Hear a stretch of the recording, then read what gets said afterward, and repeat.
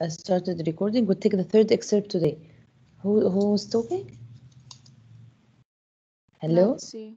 Yes, Nancy? Yes, miss. What's your question, dear? I wasn't asking. I was telling you, Noza, we're gonna take a new story. Yes, no, but we will finish third read, dear. Oh, okay.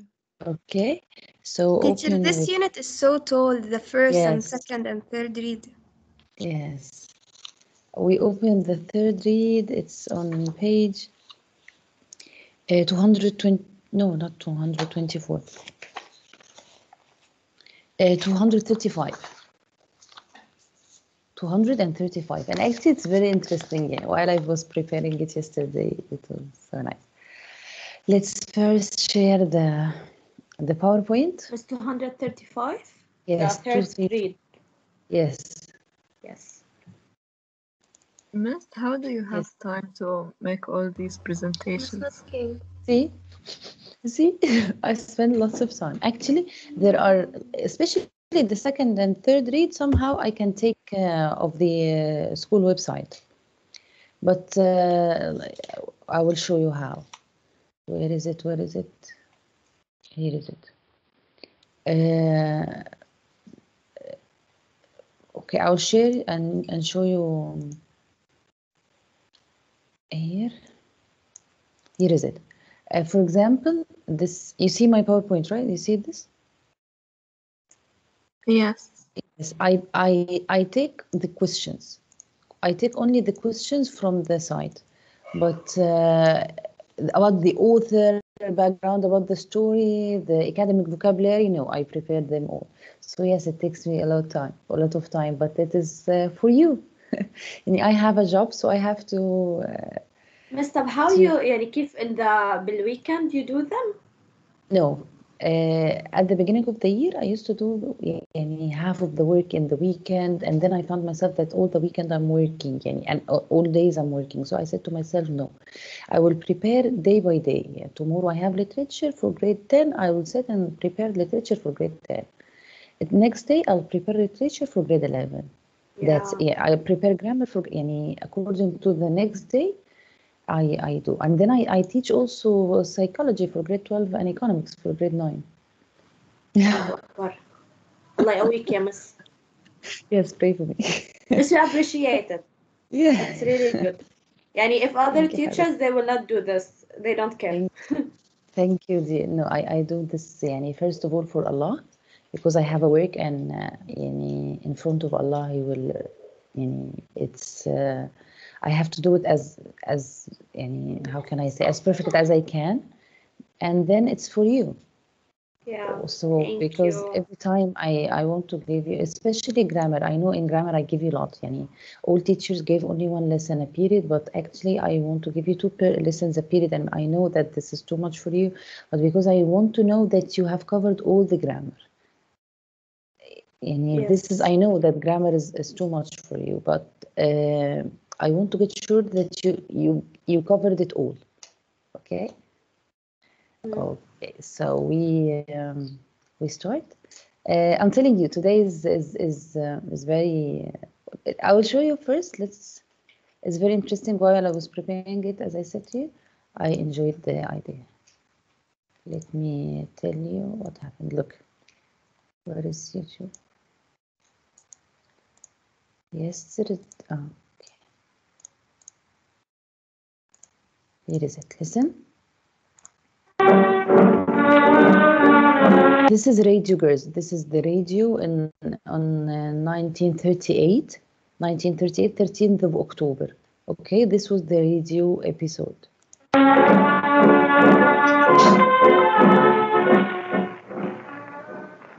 Ladies and gentlemen, we interrupt our program of dance music to bring you a special bulletin from the Intercontinental Radio News. At 20 minutes before 8 Central Time, Professor Farrell of the Mount Jennings Observatory, Chicago, Illinois, reports observing several explosions of incandescent gas occurring at regular intervals on the planet Mars. Again, the spectroscope indicates look. Bring you the music of Raymond Raquel and his orchestra. It was a show on the radio. Music, the people play music. Forecast of rain accompanied by winds of light gale force. Maximum temperature 66, minimum 48. This weather report comes to you from the Government Weather Bureau. We take you now to the Meridian Room in the Hotel Park Plaza in downtown New York, where you will be entertained by the music of Raymond Raquello and his orchestra.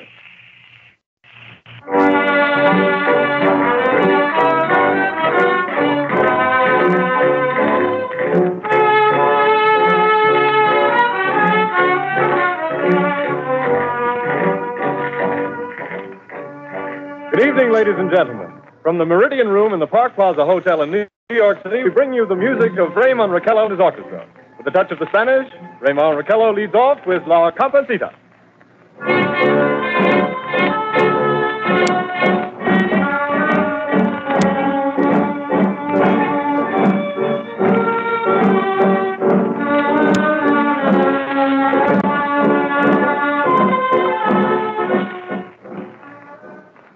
Ladies and gentlemen, we interrupt our program of dance music to bring you a special bulletin from the Intercontinental Radio News. At 20 minutes before 8 Central Time, Professor Farrell of the Mount Jennings Observatory, Chicago, Illinois, reports observing several explosions of incandescent gas occurring at regular intervals on the planet Mars. The spectroscope indicates the gas to be hydrogen and moving toward the Earth with enormous velocity. Professor Pearson of the observatory at Princeton confirms Farrell's observation and describes the phenomenon as, quote, like a jet of blue flame shot from a gun, unquote. We now return you to the music of Raymond Raquello playing for you in the Meridian Room of the Park Plaza Hotel situated in downtown New York.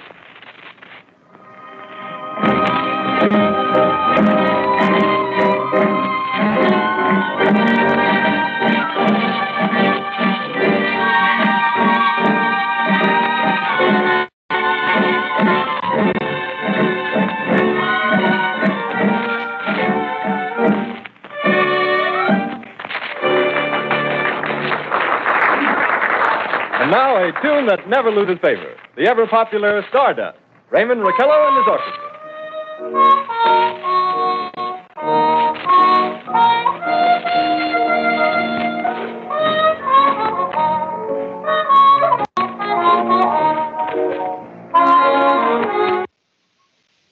Ladies and gentlemen, following on the news given in our bulletin a moment ago, the Government Meteorological Bureau has requested the large observatories of the country to keep an astronomical watch on any further disturbances occurring on the planet Mars. Due to the unusual nature of this occurrence, we have arranged an interview with a noted astronomer, Professor Pearson, who will give us his views on this event. In a few moments, we will take you to the Princeton Observatory at Princeton, New Jersey. We return you until then to the music of Raymond Raquello. What happened here, girls? Hello, do you hear me? Yes. Yes, ma'am. Okay, Your voice is kind of low. Yes, okay. We know that there is the story, the word of the world, the novel, the word of the world, and how people reacted to it and how they loved it, and it was the beginning of establishing, the beginning of innovation of the idea that people who invade the Earth of Mars. So what happened on 1938 on the radio? They announced at the beginning of the show that there will be it is going to be an interpretation of the word of the world, interpretation of the word like new version. Okay, so they said it at the beginning, and then they played the music, and it is a party of the orchestra of the theater. Okay, and suddenly they cut the music, they stopped the music to announce the news that there were flashes and blue lights out of March. Okay, so this when they cut the music and they announce that there are lights coming out of Mars, and they will make an interview with an astronaut, and this people who joined the show late believe that this is true.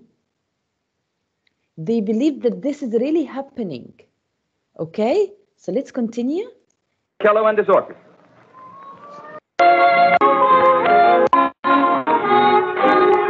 Observatory at Princeton, where Carl Phillips, our commentator, will interview Professor Richard Pearson, famous astronomer. We take you now to Princeton, New Jersey. Good evening, ladies and gentlemen. This is Carl Phillips speaking to you. All of that has been prepared before the show. But people who were listening to the show believe that this is real. بس شو هالمسرحية؟ Yes. The observatory at Princeton. I'm standing in a large semicircular room, pitch black except for an oblong split in the ceiling. Through this opening, I can see a sprinkling of stars that cast a kind of frosty glow over the intricate mechanism of the huge telescope. The ticking sound you hear is the vibration of the clockwork. Professor Pearson stands directly above me on a small platform, peering through the giant lens. I'll ask you to be patient, ladies and gentlemen, during any delay that may arouse during our interview. Besides the ceaseless watch of the heavens, Professor Pearson may be interrupted by telephone or other communications. During this period, he is in constant touch with the astronomical centers of the world. Professor, may I begin our questions? Any time, Mr. Phillips. Professor, would you please tell our radio audience exactly what you see as you observe the planet Mars through your telescope? Nothing unusual at the moment, Mr. Phillips. A red disk swimming in a blue sea. Transverse stripes across the disk. Quite distinct now because Mars happens to be at the point nearest the Earth, in opposition, as we call it. In your opinion, what do these transverse stripes signify, Professor Pearson? So here they Those who will live Living in thousand to one. regular intervals. Benefit of our... People would believe that Well, this that is seems real. a safe enough distance. Reads it. Let me remind you that we are speaking to you from the observatory in Princeton, New Jersey, where we are interviewing the world-famous astronomer, Professor Pearson. One moment, please. There is no Professor Pearson has passed me a message which he has just received. You got the... Professor, may I read the message to the listening audience? Certainly. Teacher, we can't hear Ladies your and gentlemen, voice. I shall read you a... Oh, really? Okay. I was telling you that what did I say? All of that has been prepared before the published the show. All of this has been prepared, but people who listened to it thought that this was really actually happening on real life. Wire What addressed to did they Professor do? Pearson from Dr. Gray. What did the people do when they heard the news? You will hear and you will know now. I will tell you now. Of the Natural History Museum, New York. Quote, 9:15 p.m. Eastern Standard Time. Seismograph registered shock of almost earthquake intensity occurring within a radius of 20 miles of Princeton. Please investigate. Signed Lloyd Gray, Chief of Astronomical Division. Unquote. Professor Pearson, could this occurrence possibly have something to do with the disturbances observed on the planet Mars? Hardly, Mr. Phillips. This is probably a meteorite of unusual size, and its arrival at this particular time is merely a coincidence. However, we shall conduct a search as soon as daylight permits. Thank you, Professor. Ladies and gentlemen, for the past 10 minutes, we've been speaking to you from the observatory at Princeton, bringing you a special interview with Professor Pearson, New York studio.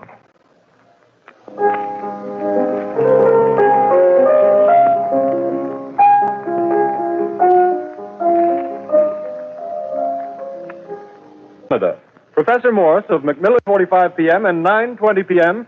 Eastern Standard Time. This confirms earlier reports received from American observatories. Now, nearer home, comes a special bulletin from Trenton, New Jersey. It is reported that at 8:50 p.m., a huge flaming object, believed to be a meteorite, fell on a farm in the neighborhood of Grover's Mill, New Jersey. So now they will announce that a huge body landed in a farm in neighborhood of Grover's Mill, New Jersey.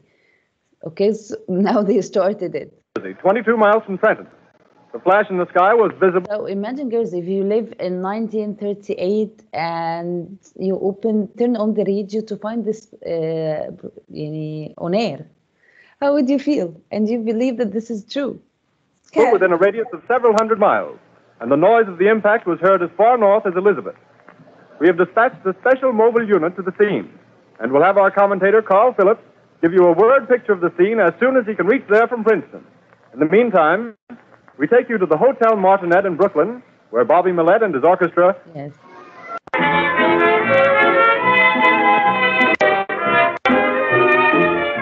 Grover's Mill, New Jersey. Grover's Mill, New Jersey. Professor Pearson and myself made... Do you hear, girls? Do you hear the voices and this? As if they are really, they have left to this place where this strange shape landed, and it is do you get me? Do you get what happened? Yes. So people get panicked. They got panicked, and they really believed it. Girls, I'm telling you, like on 38, and their only source of news was the radio, so they believed it. And the idea of moving from the orchestra to cut the orchestra and move to the news and the current news. And sorry for stopping the news to give you to announce the important news. The 11 miles from Princeton in 10 minutes. Well, I hardly know where to begin. To paint for you a word picture of a strange scene before my eyes, like something out of a modern Arabian Nights. Well, I just got here. I haven't had a chance to look around yet. I guess that's it. Yes, I guess that's the thing directly in front of me. Half buried in a vast pit. Must have struck with terrific force. The ground is covered with splinters of a tree. It must have struck on its way down. But I can see the object itself doesn't look very much like a meteor. At least not the meteors I've seen. It looks more like a... What's that? There's spectators now are pressing close to the object in spite of the efforts of the police to keep them back. Mr. Wilmot, would you please tell the radio audience as much as you remember of this rather unusual visitor that dropped in your backyard? A step closer, please. And here they will make an interview with the man who found a strange man stopped in his backyard. See, this is a complete prank. Miss, Ladies and ask a gentlemen, this question. is Mr. Wilmot. Yes, dear. Miss, isn't this dangerous? Yani, because first, if people believe that, second, Yes, because now that's maybe what happened. But people- actually, he has announced at the beginning of the show that this is a show. But people who has listened in the middle of the show, who had turned on the radio in the middle of the show, believe that this is real. Yeah, so he announced that. Well, I was listening to the radio. Closer and louder, please. Pardon me? Louder, please, closer. Yes. So I was half chosen and half... Yes, Mr. Wilmot, and then what happened? Well, as I was saying, I was listening to the radio, kind of halfway. Yes, Mr. Wilmot, and then you saw something. Well, not first off. I heard something. And what did you hear? A hissing sound like this. Kind of like a 4th of July rocket. Yes, then what? Seen a kind of greenish streak and then zingo. Something smacked the ground. Knocked me clear out of my chair. Well, were you frightened, Mr. Wilmot? Well, I ain't quite sure. I reckon I was kind of riled. Well, thank you, Mr. Wilmot. Thank you very much. Yeah, you want me to No, tell that's some quite more? all right. That's plenty. Ladies and gentlemen, convey the atmosphere, the field in back of us and the police through. More daring souls now. And watch the touchy thing. He's having an argument with the policeman. Now, the policeman wins. Now, ladies and gentlemen, there's something I haven't mentioned in all this excitement, but it's becoming more distinct. Perhaps you've caught it already on your radio. Listen, please. Do you hear it? The curious humming sound that seems to come from inside the object. I'll move the microphone nearer. Here. Now, we're not more than 25 feet away. Can you hear it now? Professor Pearson. Yes, Mr. Phillips. Can you... If you're sitting at your home and you hear this and you think this is real and they make you listen to the voice of this object inside this object and you hear that sound, how would you be feeling? Scared. Yes, and there is no way to tell your friend that this is a show. It's the communication was not like now, so people panicked.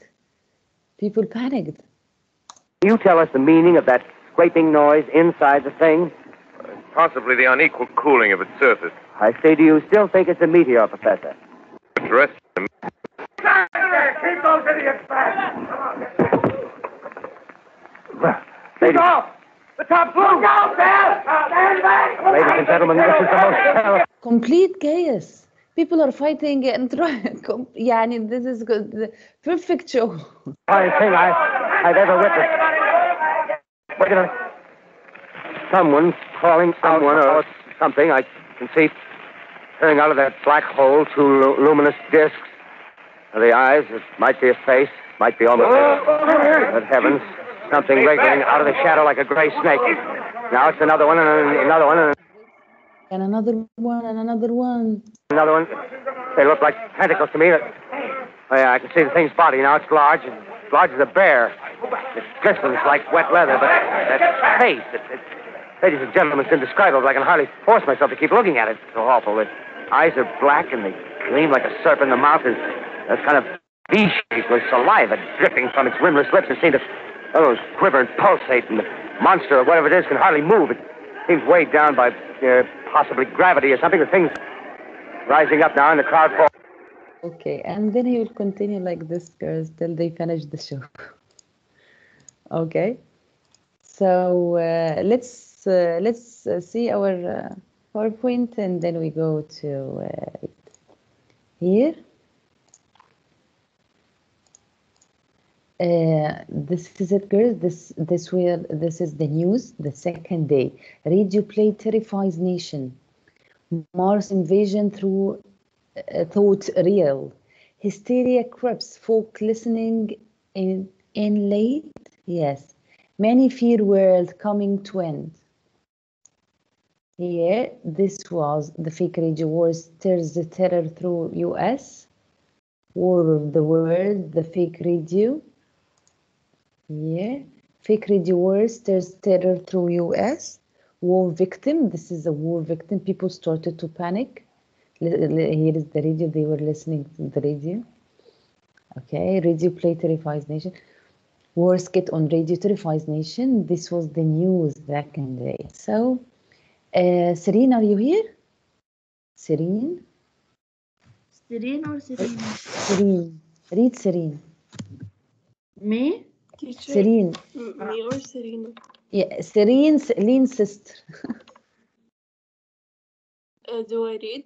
Yes, from the According slideshow. to one theory, the Great Panic caused by the War of the Worlds broadcast never really happened.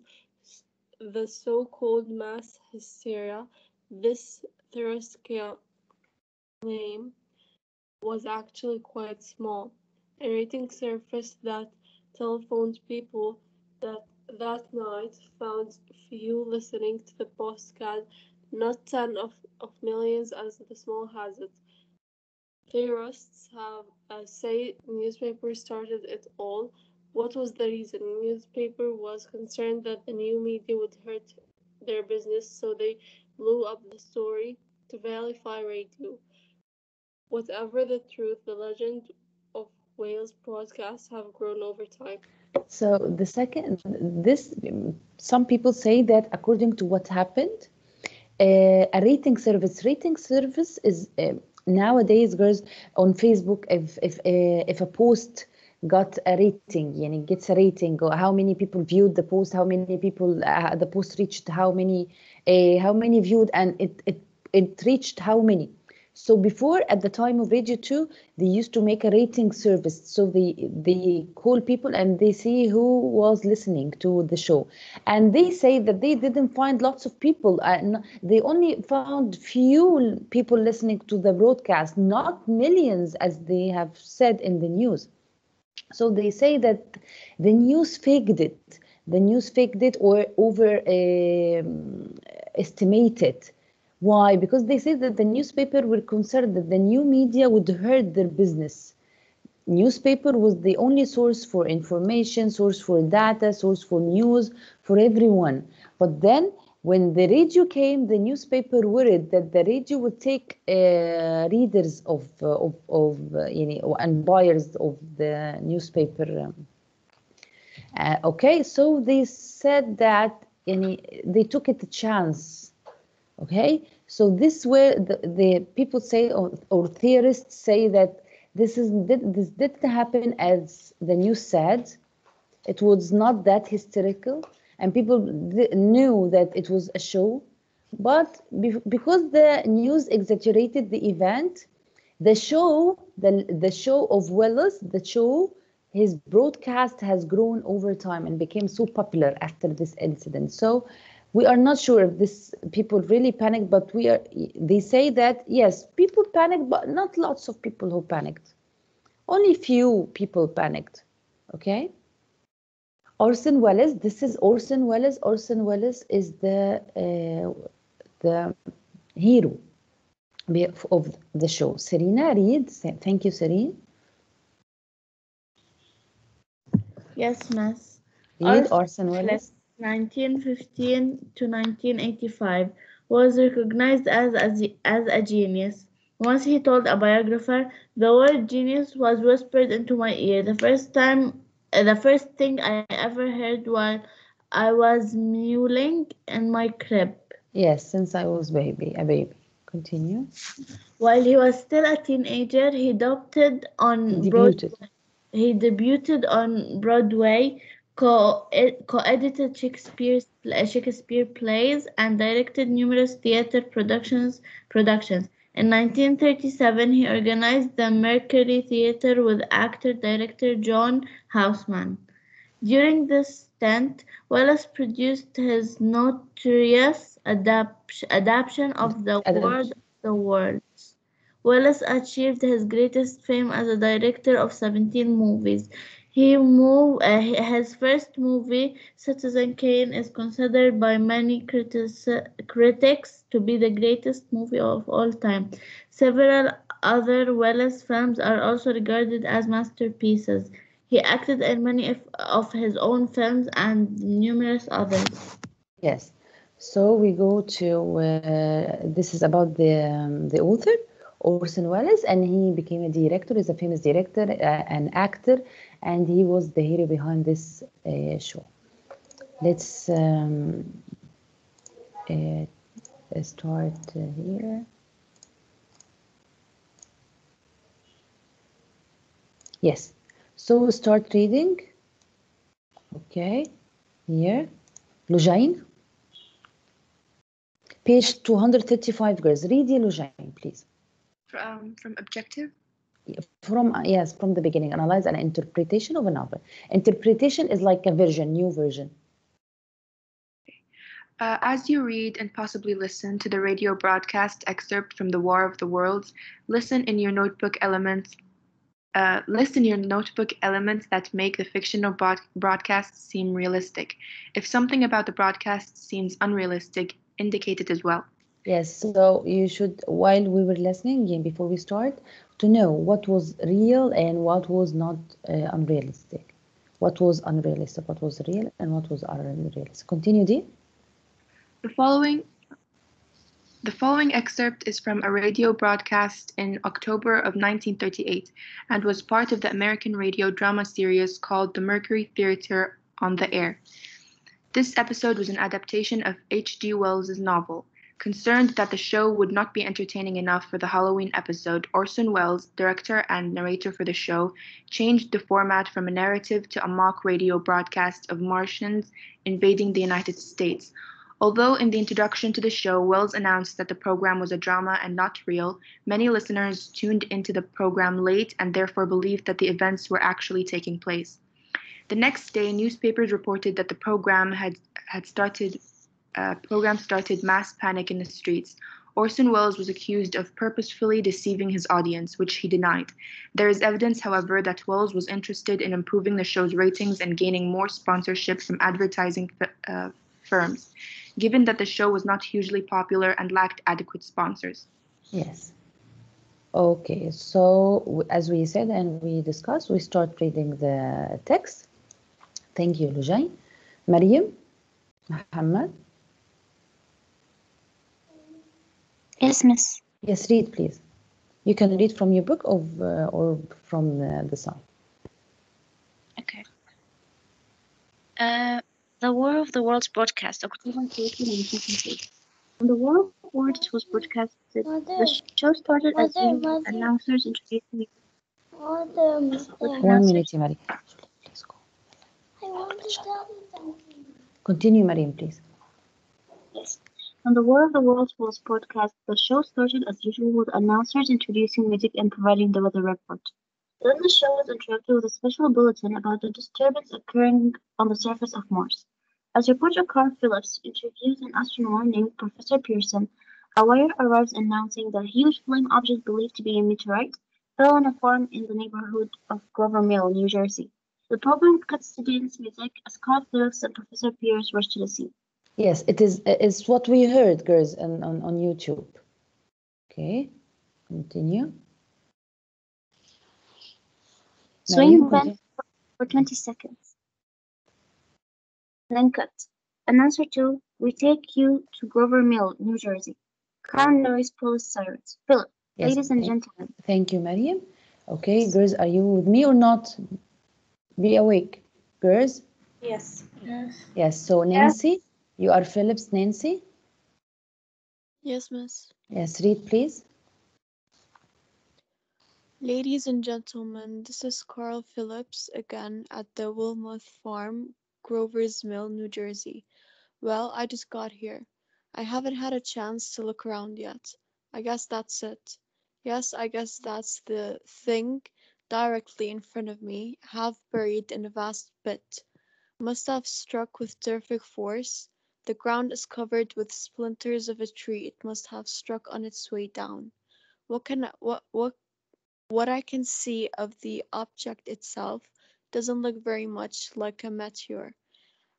At least not the meteors I've seen. It looks more like a huge cylinder. It has a diameter of about Continue. 30 yards. The metal on the sheath is, well, I've never seen anything like that. The color is sort of yellowish white. Curious spectators now are pressing close to the object in spite of the efforts of the police to keep them back. They're getting in front of my line of vision. Would you mind standing to one side, please? Policeman, Thea, are you here? Thea? Leah? Leah? Miss, can I read? Yes, policeman? Yes. Okay, Maya, you are the policeman. Okay. One side there, one side. Nancy? While the policemen are pushing the crowd back, here's Mr. Wilmouth, owner of the farm here. You may have some interesting facts to add. Mr. Wilmouth, would you please tell the radio audience as much as you remember of this rather unusual visitor that dropped in your backyard? Step closer, please. Ladies and gentlemen, this is Mr. Wilmouth. Yes, Mr. Wilmouth. Me. Okay, Huda? Okay. Well, Sorry, I please. was Thank you, listening to Nancy. Nirvana, you'll be Phillips. Thank you, Nancy.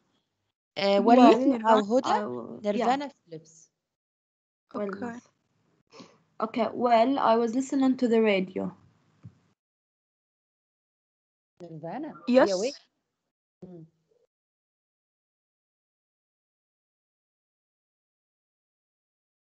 Huda's turn, right? Huda. Yes. Yes, Wilmouth. She said yes. I thought she was answering you. I seen a kind of greenish streak and then zingo. Something smacked the ground, knocked me clear out of my chair. Well, were you frightened, Mr. Wilmouth?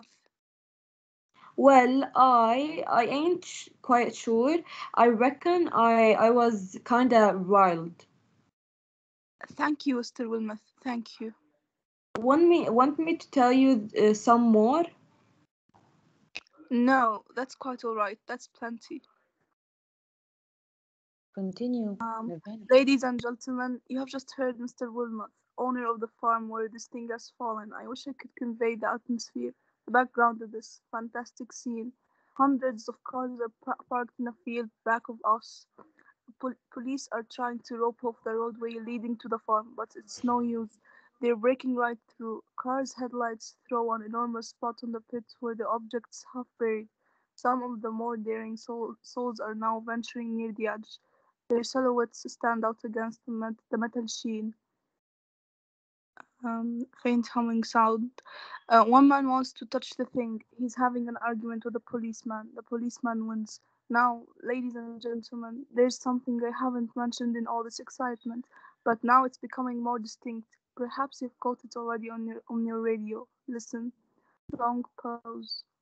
Yes, Shall I this is continue? what we heard on YouTube, girls. Okay. Do you hear it? It's a curious humming sound that seems to come from inside the object. I'll move the microphone nearer. Pause. Now we're not more than 25 feet away. Can you hear it now? Just a Thank you, minute. Nirvana. Thank you. Girls, are you with me? Please, Lin El Haj. Yes. Phillips. You are Phillips. Continue.